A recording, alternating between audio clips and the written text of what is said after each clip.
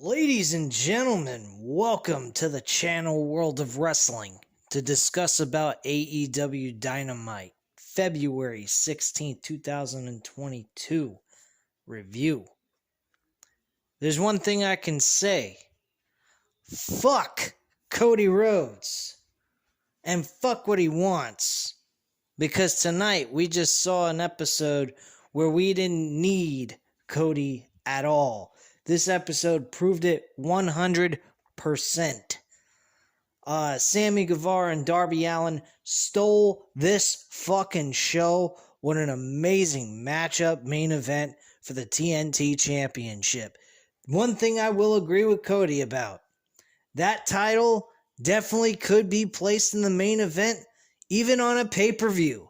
You put these two guys together, you're going to get an amazing matchup. Despite the fact the ending with the Andrade interference and his manager getting involved, this match was excellent as fuck, 100% off the freaking chain, awesome main event, great job by both of these guys. They did an excellent job together.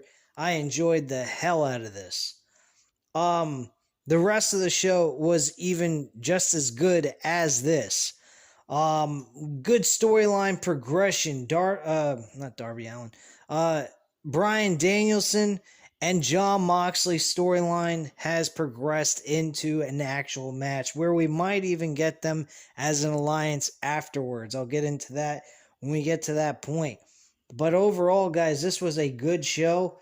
Very entertaining. Had some good matches on the card, especially the main event. And it was fun. I really enjoyed this. Jericho and Eddie Kingston look like they're going to be competing at the Revolution pay-per-view. And CM Punk and MJF have been announced.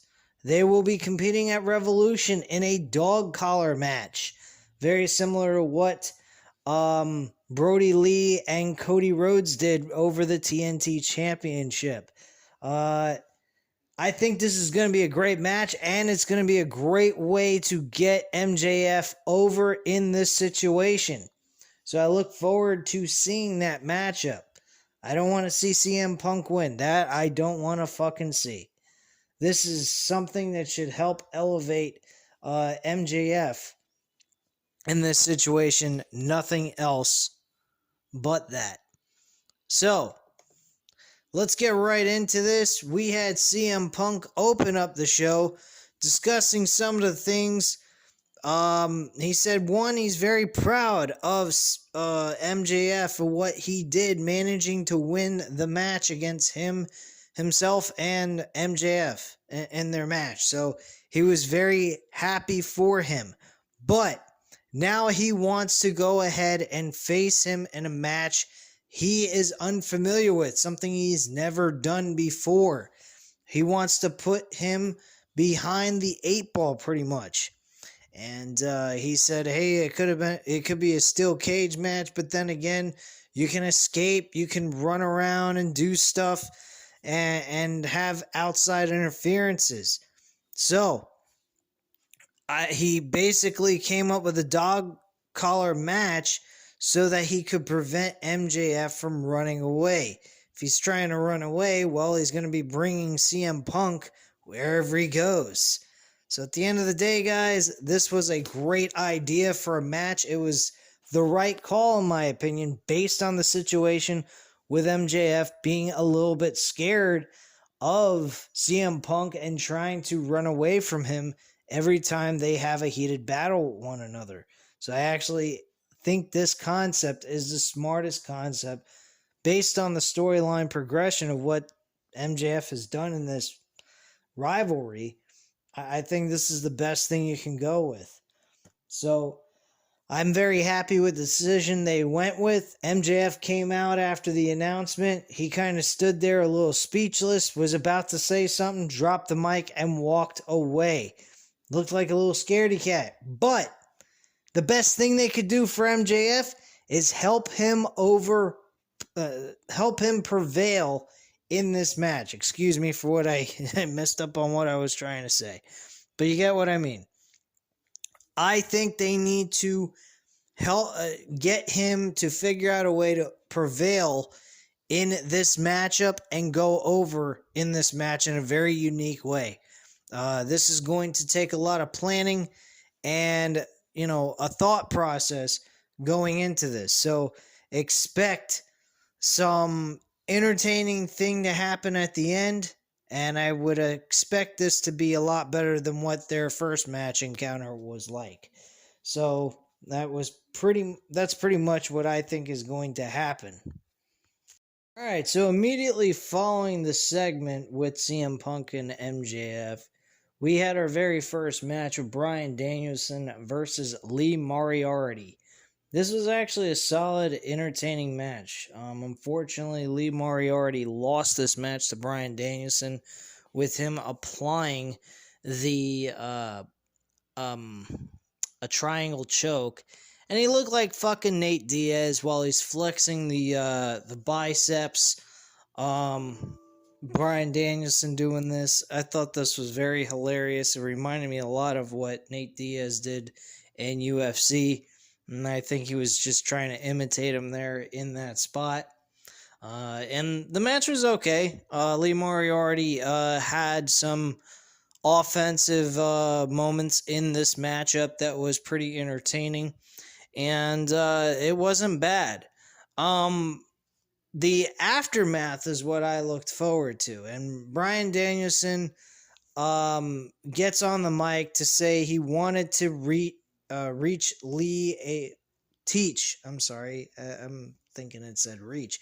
Teach Lee a lesson in violence. Did he pass or did he fail? The reaction is why he doesn't trust the American public with anything. He grabbed the mic because he wants an answer from Jon Moxley. Wild Thing hits and out comes Mox. Massive Moxley chants come from the crowd. He says a little over a decade he was not a lot like Moriarty. He was young, angry, and poor, and he had nothing to lose. So he got to face the American Dragon at an indie show. Tracy Smothers had to vamp because Bryan's fight was delayed.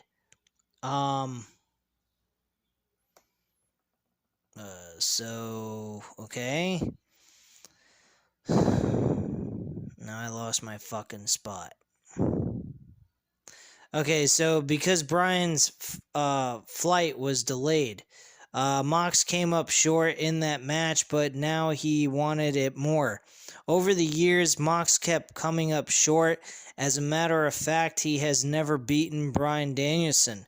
When Bryan showed up, it finally felt like he could get to face him, but Bryan doesn't want to fight. He wants to join forces. Mox admits that it would be pretty cool, not only the destruction that they could cause, but the dynasty they could create as well. He actually couldn't think of one good reason to say no. Then he got to wonder, is the only reason Bryan Danielson wants to team with Mox so he doesn't have to stand across the ring from him? If that's the case, then he's already beaten Bryan Danielson anyway. Mox proposed the question, does Bryan want to team up so the monster they can create, or that Mox doesn't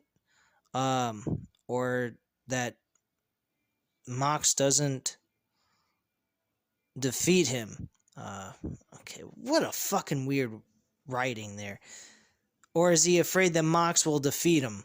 Mox isn't going to give an answer. He says he doesn't stand by someone's side until he bleeds with them first.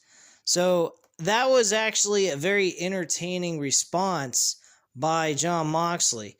So he's leaving the door open that they could still do a faction together. The only thing is, at this point, he wants a match with him first before he says yes to them becoming allies. Bryan Danielson kind of like had a funny face. He had a funny look on his face, and he seemed a little like, this is not really what I want to do. Have a match with you. I want to be working with you. And it seems as if he's got in his head that he can't beat him type of mentality, which is kind of strange. I don't know what the hell this deal is with him, but it's kind of odd in my opinion. Anyway, let's move on here. We get Wardlow against one of the members of the Acclaim, which is Max Caster.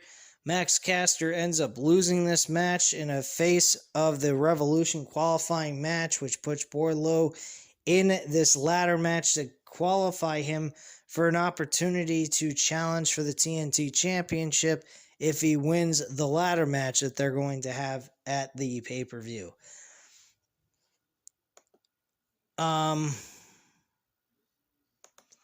So Wardlow ends up winning this match easily with no problem. He gets the power bomb for the second time and then gets the 1, 2, 3, and that's basically it. Immediately, Anthony Bowens attacks Wardlow from behind, but Wardlow catches him with a power bomb as well. And Tony is with Mercedes Martinez and Brett Baker. Mercedes says no rules, no excuses, and Brett adds no losses. In comes Cobra Kai actor Martin Love to say if she loses, show her no mercy. And that's basically it. So we got Karate Kid going on in here. Oh, how wonderful. What a fucked up fucking segment that was. Anyway, after the break, Tony Schiavone introduces Hangman Adam Page. Tony asks him how is he doing after his violent Texas death match. Out comes Adam Cole, baby. And he patronizingly congratulates the champ before sternly telling Tony to leave the ring. Hangman notes how it must feel. This fucking computer of mine, I'm getting sick of this shit.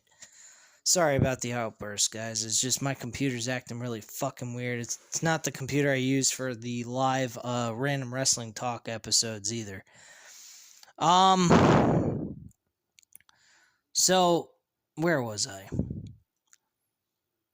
So Hangman Page notes how it must feel for Cole to have seen his friends build his empire. Cole then states Hangman hasn't associated with any of his colleagues in months, and what kind of friend does that make him? Hangman says he's never been the best person, but it could be Cole's mistake coming into this ring. Cole says anytime Hangman stood in the ring in the past, Hangman was known as the other Adam Cole, or the Adam wrestler. That prompts Page to ready himself for a fight. Cole settles him down and tells him how much admiration he has for Hangman, and when he does get the opportunity to wrestle him, it will be a pleasure. He extends a hand and Adam shakes it. Cole leaves the ring with a grin on his face before Bobby Fish and Kyle O'Reilly finally attack him from behind. Security comes out to restore order, and Dark Order comes out to save Hangman Page. 10 actually ends up beating the shit out of security around to send some shock across the Undisputed Era's faces. And that's pretty much that. So 10 looks like he's lost his fucking mind. I don't know what the hell that was about, but whatever. Next up was the Chris Jericho Hagar versus Santana Ortiz match. This was a pretty solid tag team matchup. There was an outside interference by Eddie Kingston with a distraction at the end. Kingston gets on the apron and Jericho slugs him. Jericho goes for a Judas effect, but Santana Ortiz avoid it for a double strike and the 1, 2, 3 with the lariat by I believe it was Santana, possibly. I'm not sure. I think either Santana or Ortiz, of course. But whatever. Match was pretty solid. Nothing, extraordinary occurred out of this match, but it was a pretty entertaining match nonetheless. Jericho goes after Eddie at this point. We now are seeing the story moved from the Santana Ortiz situation with Jake Hager in the middle of all this, with Jericho focusing on Eddie Kingston, because he feels like Eddie Kingston fucked up his group and his friendship with these guys, and now he wants blood from Eddie Kingston, I guess you could say. So that was pretty much that. Backstage, we have Cole and Red Dragon along with the Young Bucks. Cole asks about their whereabouts, and the Young Bucks said going after Hangman is like beating a dead horse. Both team VY for their spot in the tag team battle royal as they leave Hangman the sole member in the picture. Okay, whatever. This WrestleZone is real shit. I'm gonna start looking at some other fucking website to get these results, because the writing is just garbage. There was a bickering back and forth between the Young Bucks and the Red Dragon, by the way. They were talking a lot of shit. Like, hey, if you come in second, it's still okay, and da-da-da. And it's just a lot of nonsense between these two teams. I mean, it's going to develop into a tag team matchup between these two teams, so it should be entertaining to see them go at it, which has been hinted several times since this whole storyline came into development. So it should be entertaining. The next match on the card was Mercedes Martinez versus Thunder Rosa in a no disqualification match. No. What the fuck am I talking about? I'm getting tongue-tied over here, guys. What the fuck? Anyway, Thunder Rosa managed to pull off a victory over Mercedes Martinez. So this means that Mercedes Martinez has been disqualified once and also lost the match officially in a no disqualification, couldn't get the job done. I don't want to say it's a burial, but I definitely am saying this. This was not a good way to make Mercedes Martinez lose 2 matches in a row, technically. The DQ could have been, that's fine, but this match, I think Mercedes Martinez should have won with the help of Brett Baker and her fellow comrades in this group. I think that's what should have happened, but unfortunately that was not the case. So yeah, Thunder Rosa ends up winning this match in a very close back and forth matchup. There was one spot that really did not look good in my opinion. I thought it looked like absolute horse shit. It was a suplex off the apron onto the table that was sitting up against the apron, and they kind of just slid right down the table, and the bottom portion of that table broke, and that was it. It was a very botched spot, if I ever seen one, and it did not look good. I thought it was pretty bad. But Thunder Rosa wins this match with the Fire Thunder Drive on the chairs and gets the 1-2-3 at the end of this whole situation. So, overall, though, the match wasn't bad, but that one spot did not really help this match out very much. After the match, though, Thunder Rosa gives Mercedes a show of respect after the match, and out comes Brett, Jamie Hayter, and Rebel. Brett walks up to Martin Love, and her sensei tells her to finish her, as if this was fucking Mortal Kombat or something. I have no idea. Kind of weird. But yeah, after that, they attack her, and Brett implores Mercedes to finish her. Mercedes hesitates and gets ambushed by Brett's gang, and that's pretty much that. We see a video package featuring the House of Black. Malachi is playing with tarot cards as we get a knock on the door, and that's pretty much that. Nothing really special came out of this. This Malachi Black run is very, very getting very much similar to what they did with him in WWE. I mean, he has, a mystique about him. He's got some kind of, elevated purpose, but at the end of the day, Are we really getting anything out of this with Malachi Black since he started this House of Black shit? I mean, he went with Andrade, formed a team, an ally. They were allies to each other, and then all of a sudden they stopped doing that. We get Mist in the fucking eyes of Julia Hart, beats the shit out of the Varsity Blondes, and now he's just pretty much doing nothing with Brody King. Brody King has done absolutely not one fucking thing except do a tag team match with him against Pac, and I'm trying to remember who his tag team partner was. I think it was Pentagon Jr. I think that's who he teamed with in that match, and they lost that match anyway, and that was a couple of weeks ago. So, I mean, Malachi Black's not doing nothing, Pac's not doing nothing. There is a lot of issues with this overinflated roster thing, but when they use their talent on the regular, they do a good job. The issue is their roster is just overinflated to the point where it's hard to give everyone a consistent week-to-week storyline progression.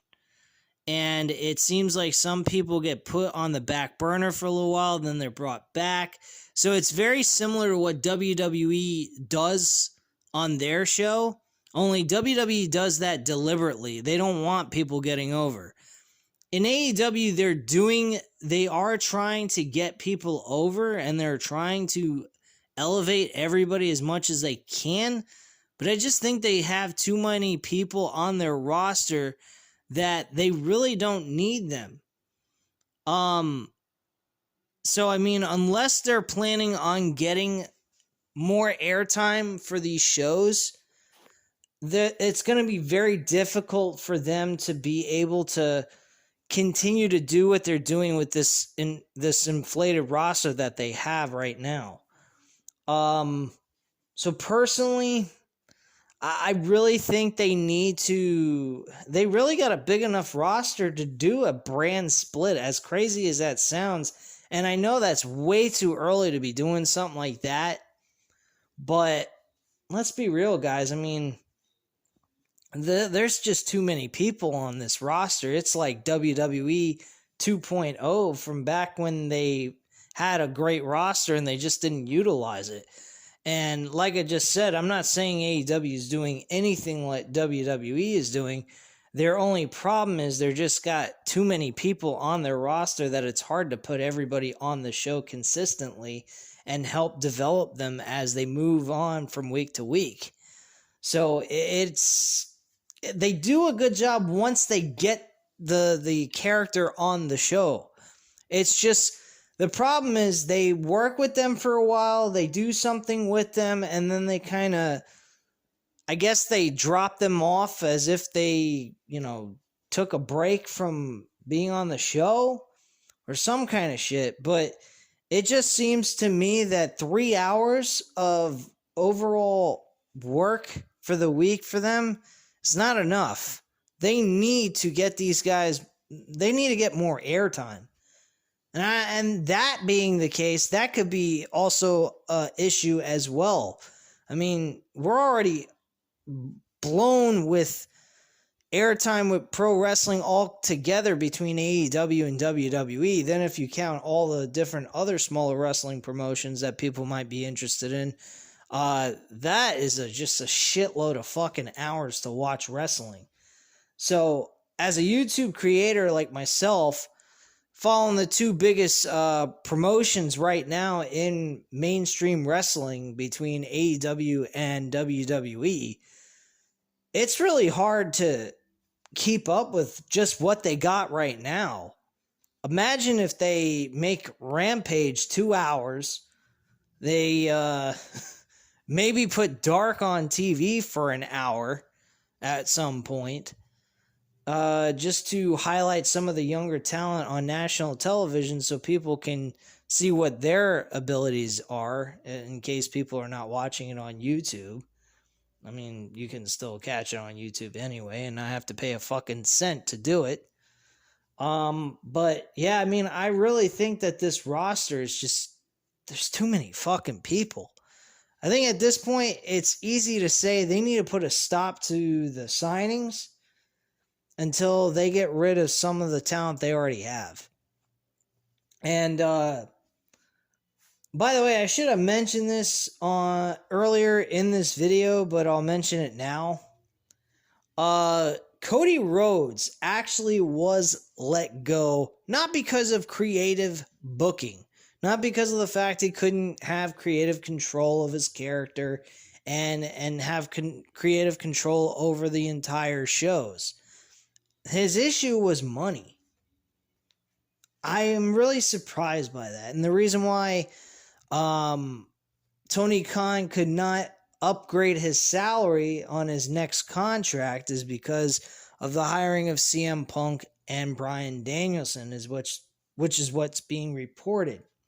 So, with that being said, they had a conflict with the contract that they were trying to put together, and Cody just decided not to sign, went elsewhere, and now it's being reported that Vince McMahon's promising Cody Rhodes that he will give him a higher pay on his contract with WWE, plus give him a major WWE push in the company. And I'm seeing these articles flashing on Google and shit like that, and I'm just going, are you kidding me? Cody is going to get a push by Vince McMahon.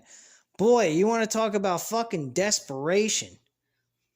I mean, he's desperate in all areas, man. He's looking for Stone Cold Steve Austin, a 57-year-old man, to perform at WrestleMania 38.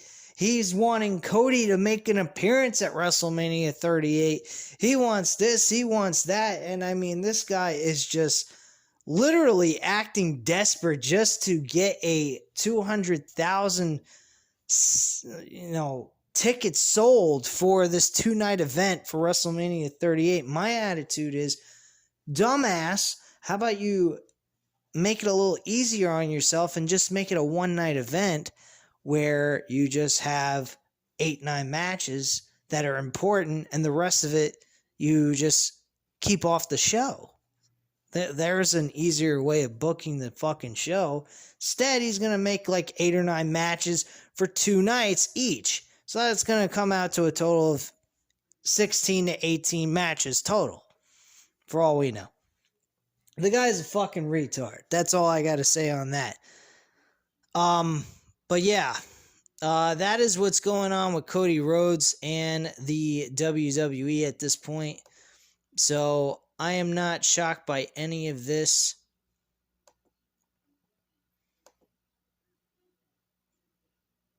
I personally think that Cody will be... I'm sorry, I was just doing something on my computer. But Cody, more than likely, I think, is signing back with WWE. And at the end of the day, guys, I think he's going to be a fucking sellout. That's the way I look at it. Hopefully the stories that are coming out aren't true. He's not going to sign with WWE. Has a little decency and dignity, just goes elsewhere to another indie promotion like Ring of Honor or New Japan Wrestling or something like that. If that's the case, I'm cool with that, but don't go back to the company that treated you like shit. If you're going to do that, man, you better be looking for a way of creative control of your character, your storylines, that what you do, with who you perform with, everything. If we ain't getting that from Cody, then guess what, man? I don't see the point of Cody signing the dotted lines with WWE and doing anything with those people. Because they will ruin his fucking career and destroy everything he has built with his name as well. So, that's just the way I feel about that. But anyway, guys, let's move on to the main event, and then we will close out here, and I will speak to you guys tomorrow, possibly about Monday Night Raw, depending on if I can even get through the whole entire episode without getting bored out of my fucking mind. Anyway, main event time, TNT Championship. Oh, by the way, Jay White. I keep saying Jay Lethal. I don't know why the fuck I keep saying Jay Lethal. Jay White had a vignette video. He came across very good in this vignette. He talked about his thing with Trent Beretta, and he also discussed about Kenny Omega. He mentioned Kenny Omega in his promo. That's very interesting. And he said he was glad that Kenny Omega did leave New Japan Wrestling because of the fact that if he didn't, AEW may have not been built up for him to come over, and I think he kind of like was issuing a challenge to Kenny Omega, which is kind of interesting. This may lead to some interesting stuff between Kenny Omega and Jay White, which I see that coming at some point. Most definitely. But anyway, let's move on here to the main event with the TNT Championship. Darby Allin loses to Sammy Guevara in a very close matchup. There was one spot in this match that I just could not believe took place. We had Sammy Guevara kind of slightly getting up off the ground on the outside of the ring, and Darby Allin went for a suicide dive, and Sammy Guevara connected with a diamond cutter / RKO type counter to this fucking suicide dive that looked beautiful. I swear to you guys, if Matt Riddle and Randy Orton have their match at WrestleMania 38 in front of 100,000 people, if they even can get 100,000 people to show up at this crap show, I want to see that spot take place. They've got to do that spot. Randy Orton on the outside of the ring. Matt Riddle jumps, he goes ahead, comes off the ropes, dives through the ropes for a suicide dive, and it's countered into an RKO, and he drops him right on the fucking ground. I would absolutely love to see that. With that amount of people, that crowd reaction will go fucking nuts. People will go, holy shit. Because I'll tell you what, that spot that they did on here was unbelievable. And the crowd reacted like, holy shit, what did we just see? I thought that was excellent stuff. Another one that was really, really fucking painful was Sammy Guevara tried to deliver a swanton bomb off the top rope onto the side of the apron where Darby Allin was laying. And Darby Allin moved out of the way and he smacked his back into that. He pretty much he cut off his breathing. He took a blow to the body that he looked like as if somebody punched him right in the gut and his air was knocked out of him. It was that bad. He was laying there. If you notice on the top of his shoulder where his bicep was or tricep, it was actually twitching like crazy. I'm like, oh shit, he must have hurt some fucking nerve or some shit, because his tricep was just twitching like nonstop crazy, man. It was insane. And he just was hunched over on his stomach, just like he literally looked like he couldn't breathe for about 2 to 3 minutes during this spot. I mean, it was pretty fucking bad. Eventually, this led to Andrade at the end coming in, hitting him with some sort of tablet to the skull. Darby Allin, he was on the top rope getting ready to hit the coffin drop. But unfortunately, Andrade came in with a tablet, hit him in the skull with it, knocked him off, or kind of knocked him unconscious on the top of the turnbuckle. And Sammy Guevara just was like, shrugged it off and was like, hey man, I got to do what I got to do to retain this fucking belt, whether it was by screw job or not. Hit the GTH and he wins the match, gets the victory, but is attacked by Andrade from behind as well. And he carries around the TNT Championship belts and parades around with it. And I'm assuming that at Revolution, we are going to get Andrade versus Sammy Guevara for the TNT title. That should be a very entertaining matchup. We haven't seen Andrade do much of anything. Why he would be getting a TNT championship, I'm not quite sure of, but with his match ability, his wrestling ability, I should say, and Sammy Guevara's wrestling ability, we should see a pretty damn good match between these two guys. If anything, it could bring about the idea of Sammy Guevara getting hired by Andrade and Matt Hardy and making him like their his hitman or some shit. I can speak, I think. Maybe, I don't know. But yeah, I think that he could be their hitman, but I wouldn't even bother going that direction. I just have Sammy Guevara beat Andrade at Revolution for the TNT Championship and leave it at that at this point. But anyway, guys, that is pretty much the overall review. This was a good show, good storyline progression, some good matches took place at the same time. And I'm extremely happy with the work that they did here. And at this time, you know what to do, guys. Hit the like button if you like this video. Hit the subscribe button if you're not already subscribed to the channel. And leave a comment down below. I'll definitely get back to you on that. And I thank you guys very much for watching. Have a great night, guys. Bye.